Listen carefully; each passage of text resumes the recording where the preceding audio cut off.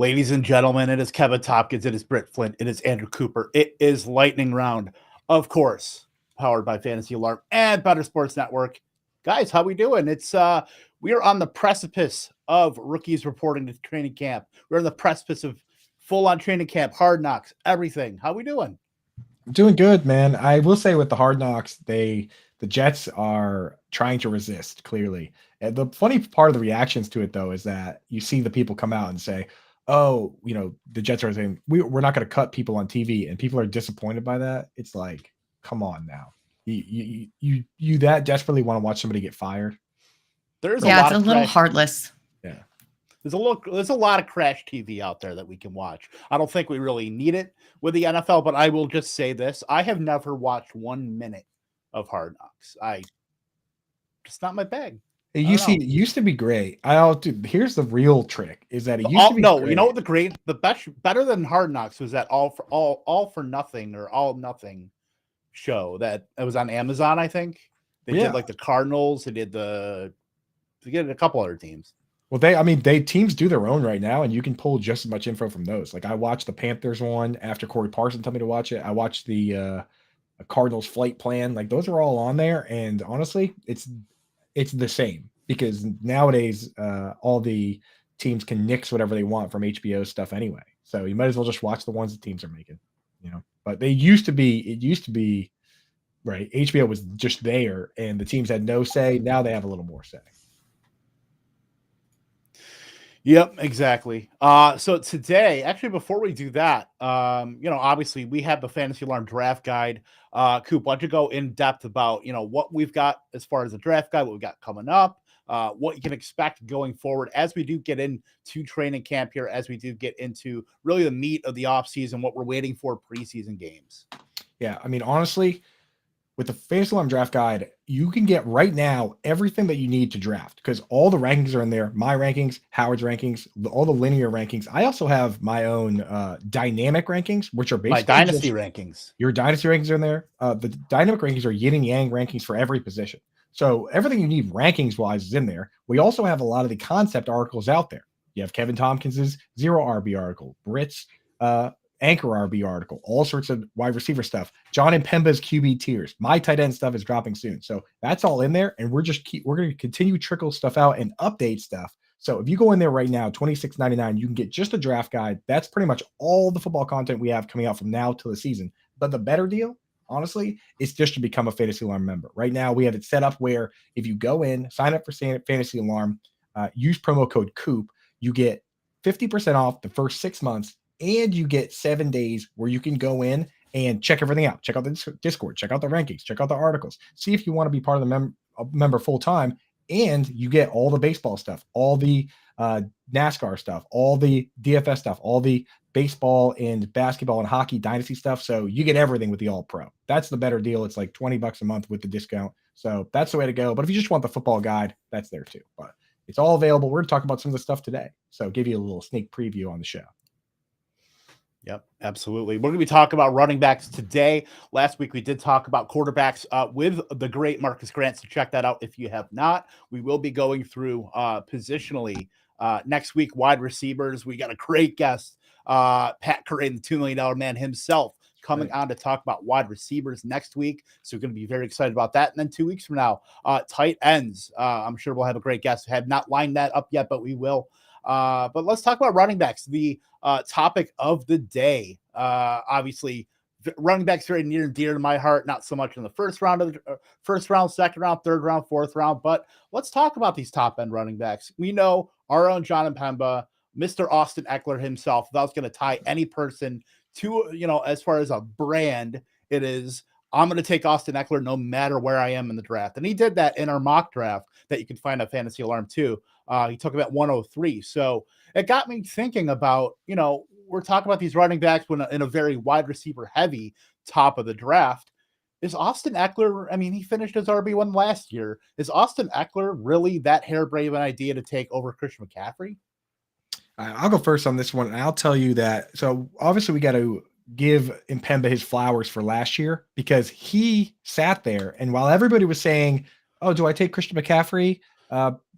or McCaffrey's going to get hurt, so I'll take Jonathan Taylor. And Pep was just saying, hey, in full PPR, I'm taking Eckler at 1. And he did that in a couple drafts. One draft that I was in with him, that was a draft with all elite fantasy gamers for Billy Muzio's video series there. And we just barely came in second, right? So, and Pep was all over it. But I'll say this year, I'm a little scared. There's two things that scare me, especially if you're drafting right now. If you're drafting right now, I'm staying away just because I still look at last year where that team had the Jaguars against the ropes, couldn't run the ball when they needed to run the ball. And that's how you win those games in those situations. Austin Eckler, as great as he is as a pass catcher, he has more receptions over the last 4 years than Deebo Samuel, which is crazy. They've both been in the league for those over that 4-year span. He has 50 more receptions. So this guy's catching a lot of balls, but they likely need to bring in an extra guy for those early downs. I wouldn't rule out Zeke coming into play with Kellen Moore, and Kellen Moore himself is the other issue. We know Joe Lombardi loves to dump it down to the running back. He did it with Alvin Kamara with the Saints. He did it when he was with Reggie Bush and Theo Riddick with the Lions. And last year, he fed a ton of balls to Austin Eckler. That's why Justin Herbert had such a low ADOT despite having so many passing yards. I think this year we might see Eckler. I mean, I would never project him for less than like 60 or 70 targets, but is he going to get over 100 after they go out and they drafted a wide receiver to go with Keenan Allen and Mike Williams? A little bit nervous on that. I don't know. I mean, like, I'm not going to move Eckler down farther than 3, but I can't take him at 1 right now. Britt, where are you on that? Can you take him at 1 at this moment? Yeah, I think that I could. You mentioned that, he couldn't get that 1 yard in the playoff game, but when he gets the amount of targets that he does, that's all we care about in fantasy football. And in the small sample size that we saw Christian McCaffrey play with Elijah Mitchell, Mitchell actually had better rushing stats. He went 18 for 89, 9 for 59, 7 for 39, and 5 for 55, compared to 1438, 739, 1132, and 10 for 45 for McCaffrey. McCaffrey's upside was based on that target share and what he can do out in space. But if Mitchell comes back healthy and eats into that bell cow role that we've seen from Christian McCaffrey, I think that Eckler can absolutely outscore him. The crux really rests on whether or not the Chargers bring in another back or if they go with Eckler as the bell cow once again. But right now, I think that it's Eckler's show. Yeah, and Eckler's a different kind of bell cow, not in a bell cow in the natural sense where you're expecting a guy to get 300 carries. That's never been Eckler's game, never will be. I mean, 206, 204 carries the last 2 years. That's about the max of what we can expect from him. But the fact that in 16 games, he's played 16, 10, 16, and 17 games the last 4 seasons. In those 16 or 17 game seasons, he's never had less than 94 targets. So even in an offense where now they had Quentin Johnston, I would say Keenan Allen's pretty well insulated in that offense. You can say Eckler is probably the 1A, 1B, however you want to spin it, but it's going to be more Mike Williams kind of battling with Quentin Johnston as far as who's going to be that third target. I mean, they all can eat. It's a great offensive environment. You had Kellen Moore in there, Justin Herbert taking another step up this year. So I'm very intrigued by how that offense is kind of meshed together. But the things that we can't set in stone, Austin Eckler and Keenan Allen, and Austin Eckler being at least 90 targets. We know he's going to flirt with 1,000 yards. He's never reached it in his career. Nobody scored more touchdowns the last 2 seasons than Austin Eckler either. So we know he has that kind of equity. And the thing that's benefited him is the fact that they don't have that backup running back. They have Josh Kelly. They've been trying for years with the Isaiah Spillers and the the Larry Roundtrees of the world. Yeah, it's just stop trying to make RB2 happen with the Chargers. I'll say this. If they don't bring in another back, then I'll definitely be high on Eckler and I'll be very high on Justin Herbert, because having a running back, not having that, goal line grinder or even just a guy, a plotter, like even if they bring in Zeke, not having that guy really makes the running back an extension of the pass game. And that's how you got all those crazy seasons from Drew Brees. It was that instead of run plays, they're just doing little flips to Alvin Kamara, and he gets those points too. So having that RB as the extension of the pass game is awesome. Yeah, that was the next question I was going to have is, are they a sneaky spot for one of those free agent running backs to land with, whether it's the Fournette, Hunts, Zeke Elliott? So I think that's an interesting kind of dichotomy there, where if one of those guys lands, I don't know if he's going to eat too much into Austin Eckler's, upside, so to speak. It may hurt the touchdown equity. I think that's where he would be hurt with them bringing in somebody from the outside. But as currently constructed, I think you can still lock in Eckler for almost 1,000 yards, at least probably I'd say 90 to 100 targets, maybe more, and double-digit touchdowns. So I think with that, all in totality, I think you can make the case for Eckler. I don't think he's any worse than RB2 though. And he doesn't want the ball less. He wants more money, right? Like it's not like he'd be content having somebody else take some of that workload away. That's right, or be managed. He's not that kind of guy. Yeah, exactly. Now let's talk about the next running back off the board, which is I shouldn't say controversial, because it's really not, because from what we've seen in the past with running backs that are rookies being drafted in the first round, we know Bijan Robinson, currently RB3, never played a snap, whatever. We want to throw the generational tag, we could do that too, but we know premium picks in fantasy that are rookies, Saquon Barkley, Leonard Fournette, Ezekiel Elliott, we've seen them thrive. And then Clyde Edwards-Helaire, clearly an outlier there as far as, the kind of back that he is, going to Kansas City, which may have kind of influenced that fantasy, like where we had to take him about 106, 107 a couple years ago. Do we have any concerns, Britt, about Bijan going this high, knowing that he hasn't played a snap, or just kind of the offensive environment in Atlanta pretty insulating him toward, what we think is going to happen, getting 300 carries, such a run-heavy offense. We know Arthur Smith puts together a really good offense for a running back to be able to thrive in. Yeah, I think that you're drafting him kind of close to his ceiling, but there's no doubt he's going to get that volume to put him close to the top, if not as the RB1. And Dan Malin in his offensive line rankings, that is also part of the Fantasy Alarm Draft Guide, actually has the Falcons offensive line ranked as 5th overall. So if they improve that much, they're going to run it down people's throats. Last year, their offensive line was not great, but they did a lot to improve that. And Bijan also has receiving upside, so you could get the best of both worlds between the volume and the targets. And I'm really not opposed to taking him where he's going in drafts. Yeah, they really leaned into the run game, right? They brought back, they brought back Caleb McGarry. They brought back Chris Lindstrom. They brought back Keith Smith at fullback. They drafted Matthew Bergeron too. Drafted Matthew Bergeron, traded for Johnny Smith. Like, they are loading up on it, man. So, and here's the thing. If we're talking about the data and the trends within this league, and everyone's saying that, okay, running backs are undervalued and teams aren't drafting them as high, and the older guys get nicked up more and they fall off a cliff earlier. If we're considering that entire narrative, shouldn't that be an argument in favor of Bijan Robinson? The fact that this team went out and drafted him as high as they did, and he's a young guy without a lot of wear and tear, and they already had somebody that they could have used, but they went out and got him. So that's why when everything lines up exactly like that, and you know me, Kev, like, I'm the number one fader of young rookies. I'm the guy that pours cold water on everybody. But in this instance, like, with a running back going this high, I'm in. With a tight end like Dalton Kincaid going to the situation he's in, I'm in. Normally, I'm out on all those type players. But this year, when conditions are perfect, I'm way in. So in this case, I'm willing to take Bijan.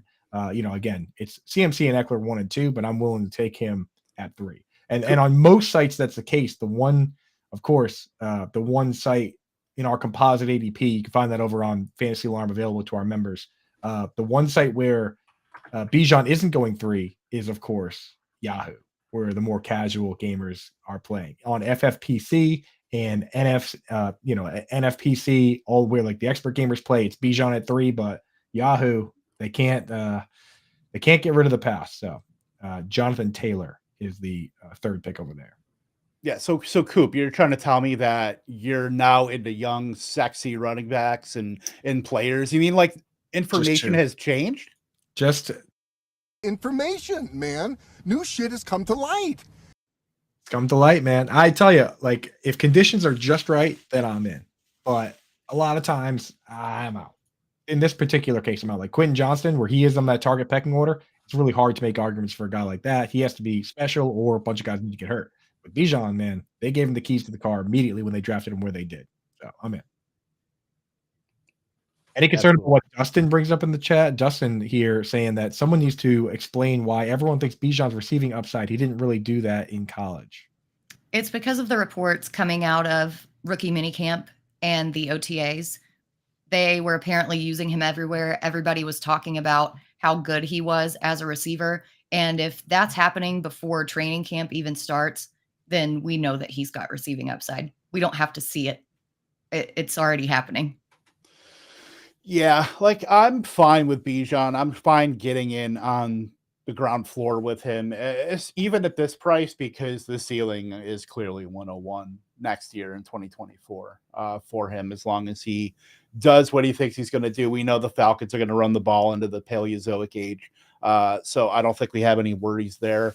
And if Desmond Ridder can just find some efficiency with these wide receivers, with the Kyle Pitts, Drake London, it's only going to help that run game even further. So, I mean, a lot of it really hinges on Desmond Ridder, because if you're not respected as a quarterback as far as being able to drop back, I mean, Bijan Robinson's going to see 8 in the box all the time, and he like Derrick Henry, who saw a very high 8 in the box, rate. He's had one of the higher rates the past few years. Bijan Robinson is a good enough runner where he can kind of still circumvent that and get his. So I think it's interesting, but I think Desmond Ridder being at least moderately competent is going to help the run game just in totality. I mean, I talk about it all the time where I think Arthur Smith is kind of a donk, but the one thing that you have to give him his flowers, that's going to be our phrase of the day, is the fact that he can put together a competent run game. Yeah, and Britt said she just lost sound. I'll also add this, Dustin, that people said the same thing about Jonathan Taylor, that he didn't really catch much and he wasn't going to catch much, and they had Nyheim Hines. And Nyheim Hines in those first couple seasons, I mean, Nyheim Hines came out, had 57 targets in the year when Jonathan Taylor was the RB1 overall in fantasy football.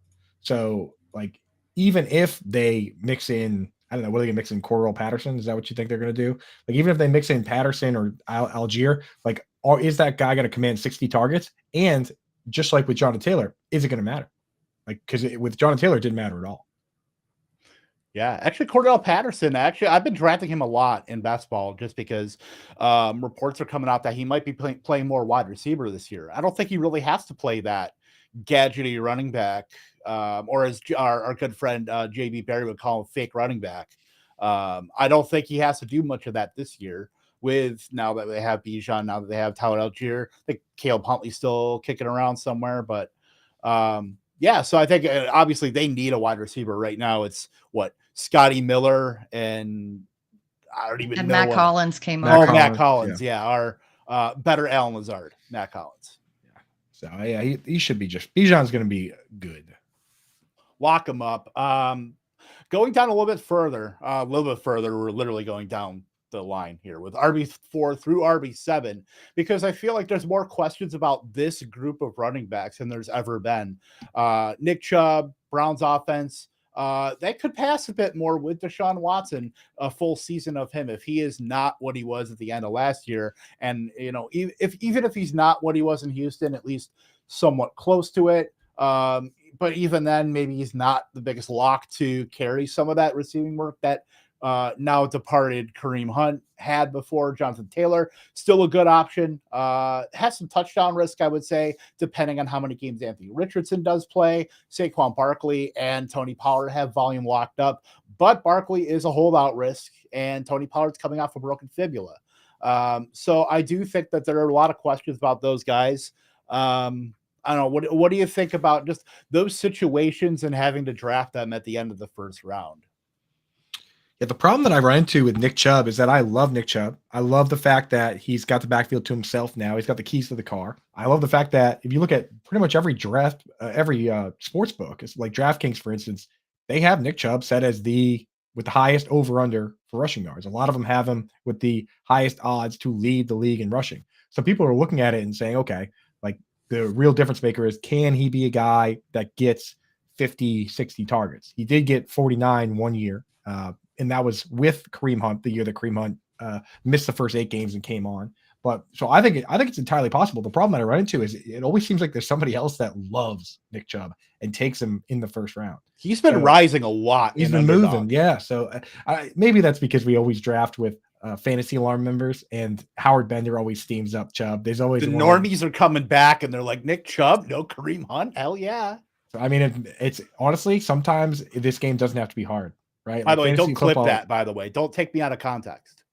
Well, nah, we might have to, because fantasy football doesn't have to be hard. Like Nick Chubb is awesome. That line is still awesome. Last time I checked, like Joel Bitonio is still there. So I'm in on Nick Chubb. I just need to figure out where I'm comfortable drafting him. I actually kind of realized that I need to move him up a little bit because I don't get him. I don't end up getting him. It's hard to get him at the beginning of the second round. So I think I need to move him up into that swing range where if I'm picking at 11 or 12, I just say, hey, I'm going to get Chubb here and then figure the rest out in the second round. Yeah, I absolutely love Chubb. I always have. I think that he is the best pure runner in the league, even over Derrick Henry. And last season, he got over 1,500 rushing yards and only played 57.7% of the snaps. I mean, even if this offense is more pass happy, there's no Kareem Hunt. He's going to get a little bit of that work. He's going to eat. And honestly, I think that this could be one of the best seasons of his entire career. Browns could be good. Look, here's the thing, because me and Nick Chubb have been kind of, I don't want to say oil and water, but maybe some like vinaigrette and water. Don't quite mix, but I found myself in spots where I would take Nick Chubb. Just it's really about price, especially in best ball, where I like Nick Chubb, but I like running backs later just as much as Nick Chubb. So why would I take the top guy when I can let the next guy that I like just as much? And then because he's a league winner. And then you don't get any of them, which is what you wanted all along. Brett. We're not playing this game. Nick Chubb has brought you a lot of engagement, at least, Kev, right? He has. He also got like a 5-minute Bender soliloquy on Sirius too. That was fun. Right. Yeah. Now So- Nick Chubb he's been the quintessential really good football player, but not super high end fantasy player. And I think this year it might be possible for him to be both. That's all. I think so. No, I think that's definitely in his range of outcomes. I have never not said that Nick Chubb might be the best pure runner in the NFL. Like I think that's So no doubt about it. I know you like guys later based on ADP, but let's say Nick Chubb does fall, right? And this is a half PPR league hypothetically, because underdogs half PPR, right? There's Right. a lot of half PPR leagues. So let's say this is a half PPR league and you're staring at the end of the second round. Actually, you know what, Kev? Let's get crazy. It's the beginning of the third round. You already have 2 wide receivers and you're sitting there and it's Chubb or Tony Pollard. Who do you like? I like Pollard, but I think I would probably take Chubb. Honestly, I think he would be way too big of a faller to be able to not get him there. Chubb or Ramondre Stevenson? I've been falling out of favor a little bit with Ramondre. I would go Chubb. Chubb or Josh Jacobs? Chubb. See, so it is ADP based, because if he was there, you would take him, but he just goes, and this does happen. He goes, I've seen him go in the first round, but he usually goes mid-second, so he doesn't make it down to the swing where you feel like you're getting a better deal. So I feel you on that, Kevin. Maybe you're not as low on Chubb as you think you are. It's just you'd much rather take those wide I receivers. still like Taylor over him though, and I still like Barkley over. I have it that way too. And that's the problem that I run into, is that if you like Barkley over Chubb, you are almost never getting Chubb unless you take Barkley in the first round. It's like conditions need to be perfect. Not to mention, I'm sure you would take guys like Waddle, for instance, over Chubb if he was there. I take Devonta Smith over Chubb. Yeah. So unnecessary- that's why you're never getting Chubb, dude. I you're am taking T. unnecessarily Higgins. high on Devonta Smith versus the field. So Yeah. that's hardly ever happening. But I like to say I've shown some growth. I have drafted, I think I'm at like 5 or 6% Nick Chubb. I think I'm like just slightly underweight in the field in best ball. I Look at you go. Yeah, and if I take 2 wide receivers, then that's the thing. In a season-long league, these running backs are going to be skewed even higher than an expert draft or like a industry draft or anything like that. Those running backs are going to be pushed up, so it's never going to be in a range where I feel comfortable taking a guy like that. I've got the numbers for you based on the composite ADP over at fantasyalarm.com. If you're a member, you can access this using and if you're not a member, sign up, use promo code COOP, get 50% off your first 6 months. But we keep the ADP up there. We update it every single day, and we keep the ADP from both sites like Underdog, but also the high stakes fantasy gamers and the casual gamers, because you want to know what's going on with everybody. So for high stakes, we'll have like FFPC, NFFC, and then like RT Sports is kind of a mix of both. And then Yahoo, of course, is a little more casual. Nick Chubb's ADP, if you look at FFPC, which is their contest, is $2,000, and it's not that many teams. So your odds are pretty good. Winner gets $1 million. He goes at pick 19 in those. Whereas on Yahoo, where your hometown boys are still doing mock drafts for some reason, he goes at pick 11. So he's at back end of the first round pick on Yahoo on sites like FFPC and NFFC, where it's kind of tournament based and you really only want upside. He goes pick like 18, 19. So just keep that in mind. If you want Nick Chubb in your hometown league, then you're probably going to need to take him at the back end of the first or anywhere he goes in the second. Like any second pick, you just need to take him there because he's not going to make it back to you. Exactly.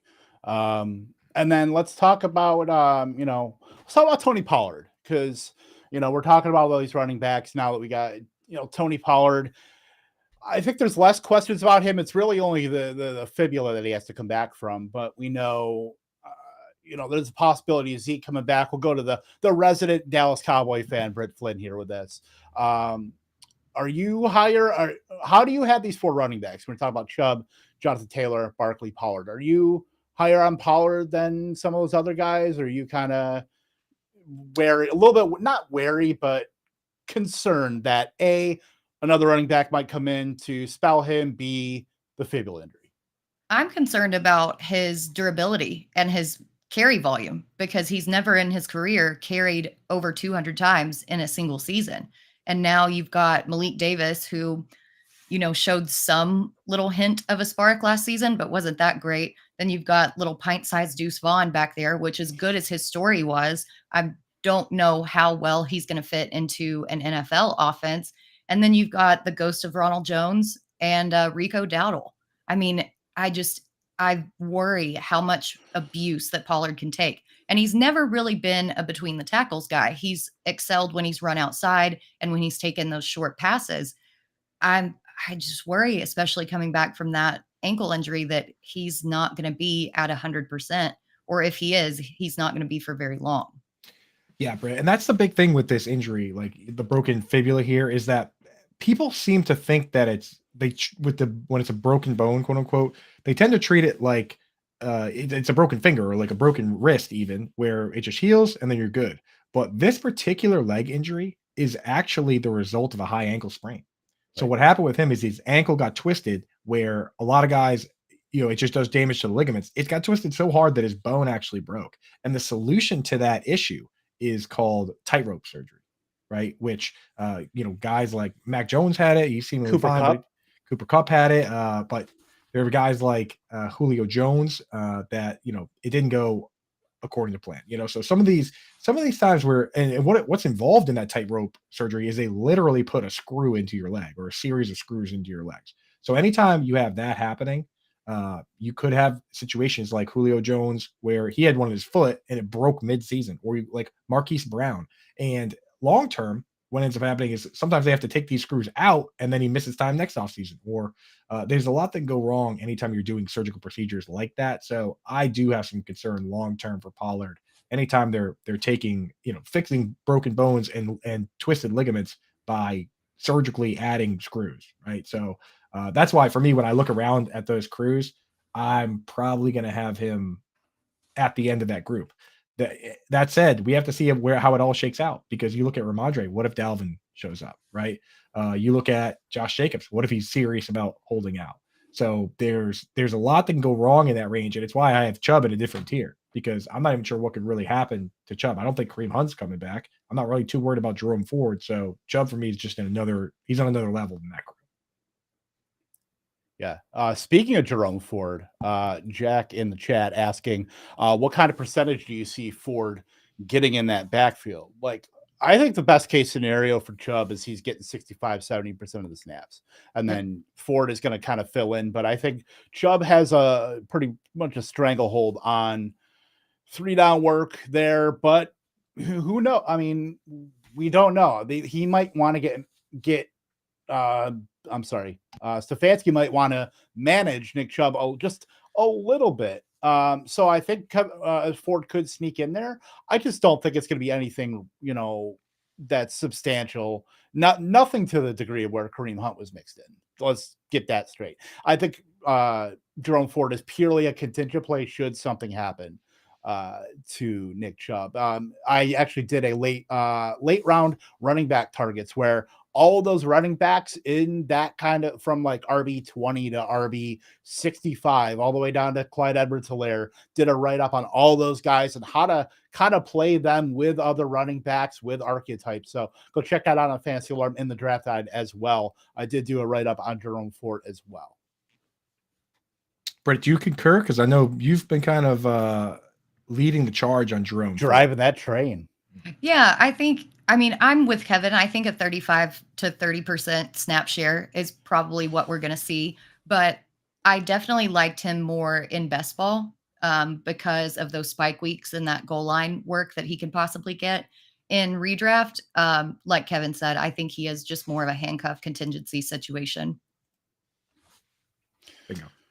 Bingo, for sure. And now really we talked about it a little bit, but that's part of the 2-3 turn.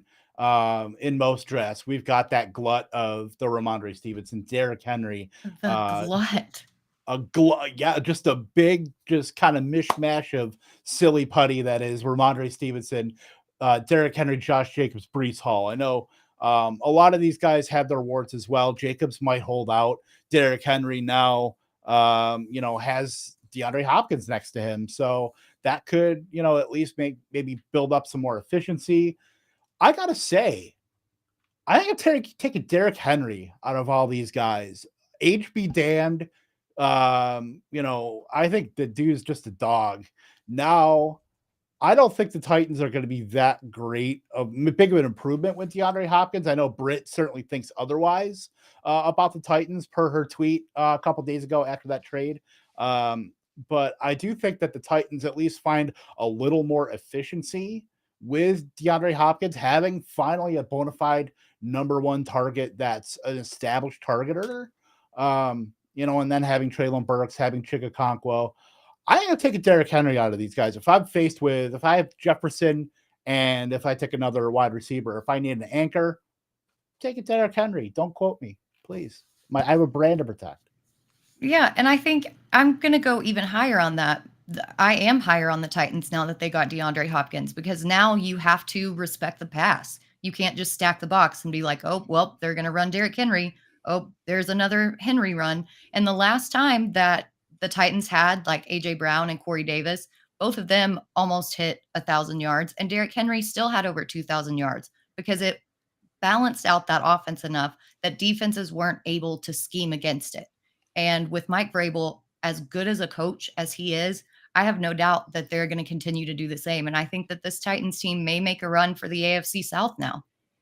Yeah, my concern for Henry was that he would get traded somewhere, and it comes with uncertainty. And if he did get traded, he'd miss out on the best part of his schedule, which if you look at his schedule, especially for underdog, where we want guys in the last few, you got to string together a number of weeks. He's got the Texans week 15 and then the Texans again week 17. So two of those the thesis of the play. 2 of those last 3 weeks. And honestly, the Jaguars, everyone loves them now. They're becoming a better team.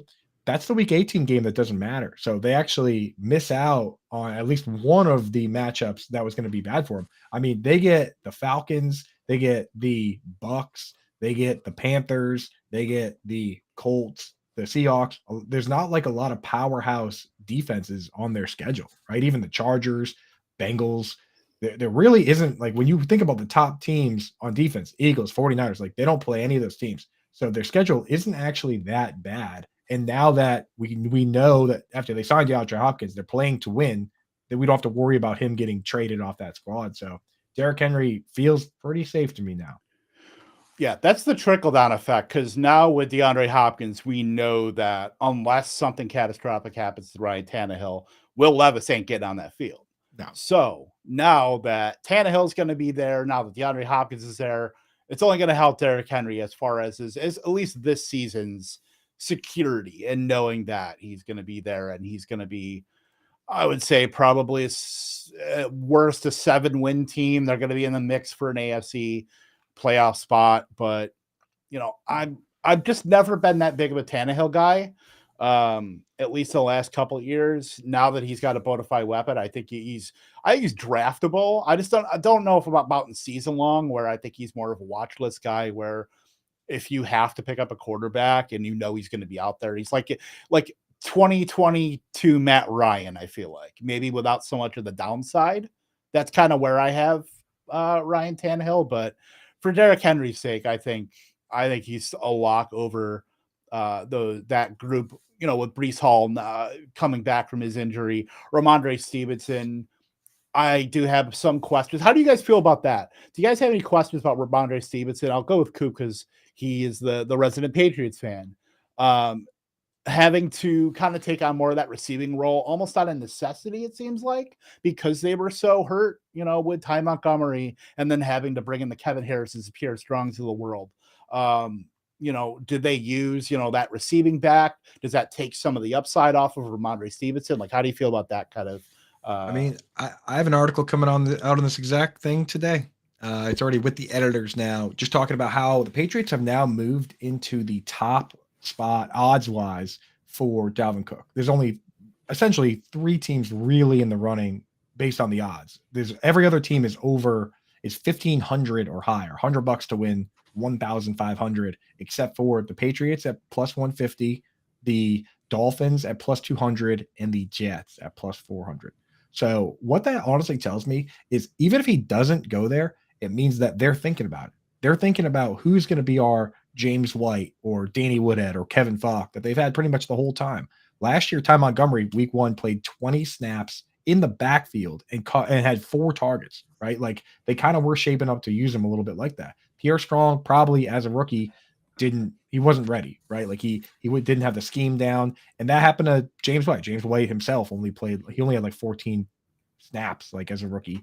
Damian Harris was a healthy scratch for the entire rookie season. Like that's kind of what they do over there. So I think that if it's not Ramondre Stevenson, without Dalvin Cook there, I'm not going to move him from the second round, but I think there's room for a potential second guy to come in there and get meaningful work, whether it's Ty Montgomery, who running back coach Ivan Fears thinks it might be, or former running back coach Ivan Fears. I actually I played high school football with his son before he went to UMass. Yeah. So Ivan, great dude. But he says that he might be Ty Montgomery, and then beat writers like Evan Lazar are coming out saying what we're saying, which is the more fun player is Pierre Strong, because he has he runs a 4.37, 99th percentile speed. Like that's the dude right there. So we're rooting for it to be Pierre Strong because that's more fun, but don't be surprised if it's Ty Montgomery. And let's just hope it's not Dalvin Cook, because that would be annoying for fantasy football. Yeah, I really need to add the Ty Montgomery stuff into the Andrew Cooper bingo card. Well, Howard Bender already said that it's a $50 fine every time I say his name, so that's money in the jar. Hopefully Howard doesn't listen to this one. His internet's actually down today, so hopefully he missed this one. Nobody tell him. Look, Dustin, as one of 2 people last year who drafted Ty Montgomery in Scott Fishbowl, I will not allow Ty Montgomery slander on these airwaves. As also a former Green Bay Packer who had 10 receptions in a Thursday night football game where they wore all white against the Bears. Thanks. Yes, he was. I mean, at one point it was Ty Montgomery. He was good that one year. 2016, I believe. Yeah. Because he was a wide receiver, and they were like, "You just play running back now." And he was like, "All right." Yeah, they were. Oh my god, literally everybody got hurt. Everybody got hurt, and they were like, "All right, you're running back now." It was so funny that year to watch him because I believe he's been number 88 or some. I think it's 88. Yeah, and just watching a running this 6'3" running back line up number 88 and just kind of take the ball and scoot around with it. But he was pretty effective. He could get through there. Yeah, I think it was like Andy Benoit from Sports Illustrated who said running backs who wear wide receiver numbers are a disadvantage or something like that, and it should be abolished. I don't know if you remember that. That's true. It just doesn't look right. It doesn't. But now that we've got every running back wearing 1 or 4, like Dalvin Cook, or and people are wearing zeros. It's all out of whack now. Back in my day, our tight ends were 89. Kyle Pitts wearing 8. I mean, it looks nice, but it ain't right. It really is. Let's go to someone maybe I haven't been so high on, but the rest of this podcast has been. Joe Mixon. Joe Mixon now, his ADP really hasn't spiked like I thought it would be. I think we'll see that correction more in season-long drafts now that we know he's going to be there. There is a little bit of suspension risk still with Joe Mixon, but still, knowing that he's in an efficient offense, what's behind him besides Chase Brown and Travion Williams? I think if he sticks around and drafts a little bit more in best ball, I will draft him no problem. I just don't know about season-long drafts where he might go a little bit higher if he goes into like the middle of the third round. I think I'm still maybe hesitant because you're still maybe in the back end of that last year we were talking about with the Josh Jacobs possibly holding out Ramondre Stevenson, Breece Hall. But Joe Mixon, as far as the actual profile and the offense he plays on, there are certainly worse picks. We know he wasn't that efficient last year and had that huge 50-point game in the middle of the season. But I'm fine with Joe Mixon this year. What do you guys think? I still don't really like him. I just don't like that 3.9 yards per carry. And I know that he's probably going to get more opportunity with the absence of Samaje Perine, but just that inefficiency and the fact that they were talking about cutting him early on in the season and then the suspension risk and things like that. I think that there's better players to take in that range, and especially wide receivers. Like, just draft an anchor running back and then take your wide receivers where you're getting Joe Mixon. There's a lot less risk there. And if you remove that 55-point game, he wasn't all that great. Can't remove that. It is in the record books. You can't remove those points, can't remove those touchdowns. That's one thing I will not do. I will say that I'm not drafting him at, like, obviously with the 55-point game, at points per game, he was RB6, which, that was a little higher than where he was the year before last at RB7, which he didn't have 55-point game in that year. So I don't know how that was possible, right? Because everything was the one game. This guy, for me, I just look at what the team wants to do. They want everybody to buy in. They want everyone to take a discount. Joe Burrow says he will. T. Higgins says he will. Jamar Chase already said that Joe Burrow will, which means if he is saying Joe Burrow is going to take a discount, then Chase, of course, you got to imagine he will. And they want Mixon to. And then he did. And now he's going to be there. He wants to be there the next 2 years. And this guy, people told me that in 2021, the year before last, that you were a fool if you take these guys in underdog, right? And then a dude won $500,000, and his three running backs were Zeke Elliott, Joe Mixon, and Devin Singletary. He couldn't have picked more boring running backs according to the Spike Week community, and he beat everybody else. So that narrative, to me, I'm not worried about it. I'm looking for as many guys that can be every down backs as possible. So Joe Mixon, when I look around, and even in Yahoo and all these other leagues, he's still going the same place, pick 47 or so, which is late fourth, early fifth. I start looking around, and there really aren't guys that are even capable of anyway being the RB6 or RB7 in points per game, whether that's with a 50-point game or not. It's not even in the range of outcomes. So I'll take a guy where, he could be RB12 or RB13 if he doesn't have those games, knowing that he might have those games because that team is awesome. And sometimes running backs on awesome teams just score touchdowns even when they don't deserve them. I've seen LeGarrette Blount score 18 just because he's hanging out with Tom Brady while he was catching only 7 passes. So if that team's good, whoever starting running back is, I want him. So Mixon, I'm in on it. I get all the arguments against him. And you know what? Hey, 50-point game, you know what that is? That's a spike week. And isn't that what we like? Coop's sitting here like, la, la, la, la, la, still taking Joe Mixon. Still taking him, dude. Still winning. Yeah, if that spike week had been in a different week, I think maybe we would change our tune a little bit, but it always works, dude. Spike week is a spike week, I guess. If Gabe Davis but we're not Cooper. saying the same thing about Mike Evans and his 44-point spike week in week 17 last year. Because Tom Brady's not there anymore. Week 16, everybody who had him got knocked out. If Joe Burrow wasn't with the Bengals anymore, then we would move Joe Mixon down. Just like Tom Brady's not with the Bucks, so we move Mike Evans down. Joe Mixon is with the Bengals for the next 2 seasons. I'm not talking about that. I'm talking about like this year and last year. Like last year when he did have Tom Brady, He knocked everyone out of the playoffs in week 16 because he put up single-digit points, and then that spike week came in week 17. Well, he had a Like, bad I game. don't like betting on spike weeks. I like consistency. Well, that's underdog. That's what they tell us. But Joe Mixon has he's been fairly consistent over the last 2 years. He's not been terrible. Like, and they improved the offensive line too. So I give him enough credit that, hey, he's going to be there. He's going to be the starting 3 down back for one of the best teams in the league. It's kind of hard for me to move him into the 7th round. Guys, I just want to say that we're arguing about the wrong running back. What do you want to argue about?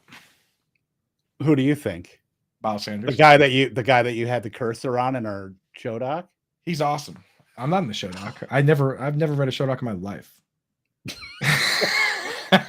Hold on, I'm seeing if this icon is you right now. It is now. Now I am. I mean, you don't have a crown on your head, but I should have crowned mine in there. Yeah, I'm on there right now. There it is. Let's talk about Miles Sanders. Brett, how do you feel about Miles Sanders? I think he's going to be great, and I think he's going to be great. I think that they are going to utilize him as a pass catcher as well as an every down running back. I think that with a rookie quarterback, your best friend is a good running back to kind of balance everything out.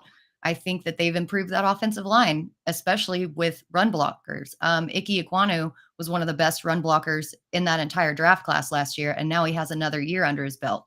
The only reason that Miles Sanders gets crapped on is because he didn't score any touchdowns the week or the year before. And then last year, he was just in a rotational committee because of the system that he was in. Now that the system's changed, I think that he's going to be awesome. I'm there with you. Like we said a million times on the show that he played with a team that doesn't throw to the running back. Not to mention Nick Sirianni, especially, didn't even call the plays, right? Doug Peterson, 2019, called 39 screens to just Miles Sanders and Boston Scott. Last year, Miles Sanders and Boston Scott combined for more snaps than they did in that season, and they combined for 6. He just wasn't even calling the play. Like they weren't even calling the numbers, right? So with a new and you look at Frank Reich when he was with the Colts, he called 40 screens to just Nyheim Hines and Jonathan Taylor. So that's what I look at. I look at, is this guy going to get the high leverage situations? If it's a if it's a pass interference in the end zone, they bingo card that. Is he going to get that goal line touch? Yes, he will. If it's a 3rd down, are they going to pass it to him? Well, Scott Fitterer came out on video and said, hey, we like that time that you had 50 catches. Let's do that again, right? So I look at a guy like Joe Mixon, who was on pace for 90 targets last year, and I'm in. I look at a guy like Miles Sanders, who the coach says, hey, we like it. We like the way you catch the football. That's why we brought you in, to catch the football. Sign me up for that. I don't care that, he had 5 yards of carry because of his RPO and all that stuff. He could go down to 3 yards of carry. Don't care, as long as he's getting the targets and scoring the touchdowns. I'm not worried about his yards per carry. Just like Austin, I don't worry about Austin Eckler's rushing yards. He's never had 1,000 rushing yards, and he's always been awesome. I just want Miles Sanders to get the passes that the GM and the coach and him sat at a table and said that he's going to get. All fair arguments for Miles Sanders. Look, I'm not going to come at it with a specific player take about Miles Sanders. I am a bit worried about the Panthers' just viability for this year, being able to get him some touchdown equity, because even though DraftKings does have the Panthers for 7.5 wins this year as the over-under, just the collection of spare parts that they brought in, I don't think this, and a rookie quarterback or possibly Andy Dalton, I don't think that this team is going to be winning a lot of games. If I'm going to place a bet, it would be on the under of 7.5 wins. I'm just not sure that Adam Thielen, DJ Chark, Jonathan Mingo, who are all question marks, they're not like, I mean, Thielen was a solid proven commodity in a different offense. Now goes to Carolina, clearly in the twilight of his career. Hayden Hurst, now add Miles Sanders to that, who I think is probably the best skill position player of that group, I will admit. Where he's going in drafts, I just don't think it's a good time to be taking the running back when you have those wide receivers there. But I have drafted a little bit of Miles Sanders just because I do think that he could get that 3rd down role, or 3 down role, I should say. And I'm taking Chuba Hubbard as a bit of a contingency, but Raheem Blackshear has actually done some stuff in camp too. I think that makes that more ambiguous, which that could actually benefit Miles Sanders. So, Raheem Blackshear. I think you make a good argument for betting the under on the Panthers over under if that's how you feel about the team. Like there is certainly some uncertainty there, but the way I look at it is it's just it's the team environment. It's where you have to take Miles Sanders in relation to other position groups in fantasy. I think maybe there's less of an I think it's more of an argument to not take Miles Sanders in best ball. I think in season long, where you have to start him knowing that he could get, certainly a lot of carries. I think he's more valuable in season long. So here's the thing. As Britt pointed out, she's pointed out a couple times on this show and the morning show, like Josh Jacobs came out of the RB dead zone, even on a bad team. He could be Josh Jacobs. He could be Josh Jacobs. Well, I'm saying that last year I was fading Josh Jacobs because we all thought they were going to split the backfield, right? Like you think that it could be split with Chuba Hubbard and Raheem Blackshear. But if it came out on video last year that the coaches went to Josh Jacobs and said, hey, we want you to have 50 catches, then I would have moved Josh Jacobs up because we were trying to guess what they were going to do. And if you guessed they were going to use Jacobs as the guy that they paid him to be, a lot of money, then to be the every down back, then you would have guessed right? They just went out, paid Miles Sanders, made him the highest paid free agent running back. They said on video they're going to get him the ball. Like for me, that's enough for me to say, okay, how many guys left can be 3 down backs? After that, there's a couple guys I still like James Conner or Rashad White. I think that those guys are pretty good players. And the main arguments I hear from people like JJ Zacharyson, who I've talked to this about, he says, well, I like these other guys better. To which I say, you can still draft those guys. Like if you take Miles Sanders, that doesn't mean you can't take James Conner, right? Right. I like Conner more than Miles Sanders just because of where he goes in drafts. And I think we kind of overrate the fact that, oh, well, the Cardinals are going to be 1-8. They're not going to play Kyler Murray once he comes back. Like the Houston Texans, knocked the Colts out of the playoffs.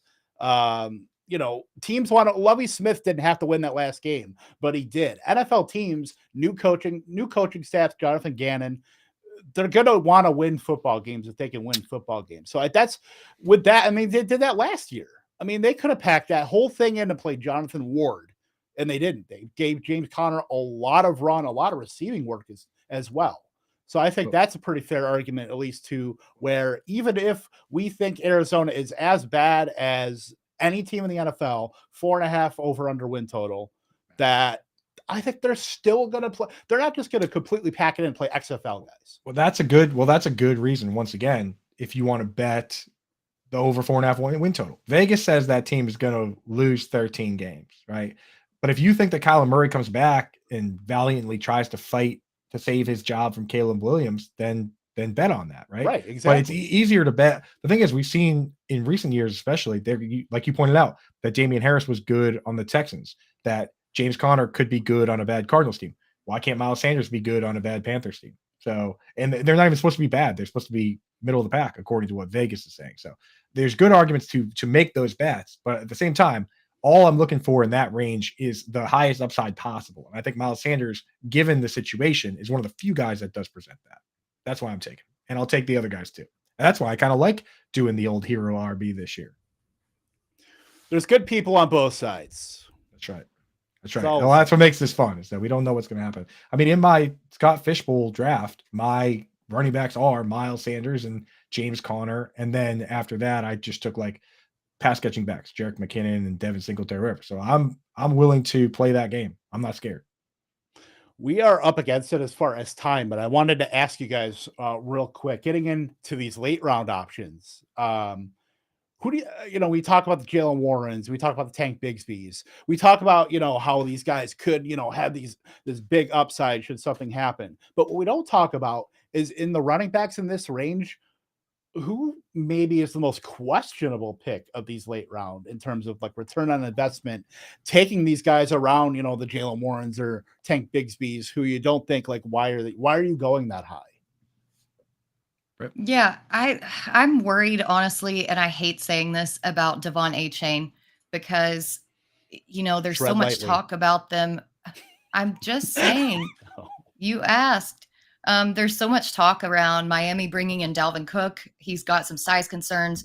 And although he's really fast, I just don't know how much work he's going to get unless there's an injury to Raheem Mostert or Jeff Wilson, who he's going ahead of, by the way, by quite a bit.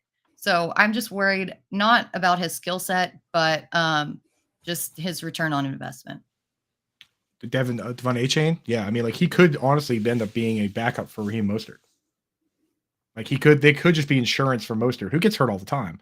But it could be the case that they really just want to have what they have already, and they know Mostert might get hurt, so they bring in a backup for Mostert. In which case, he'd be crazy disappointing at ADP, and Mostert and Jeff Wilson would probably be values.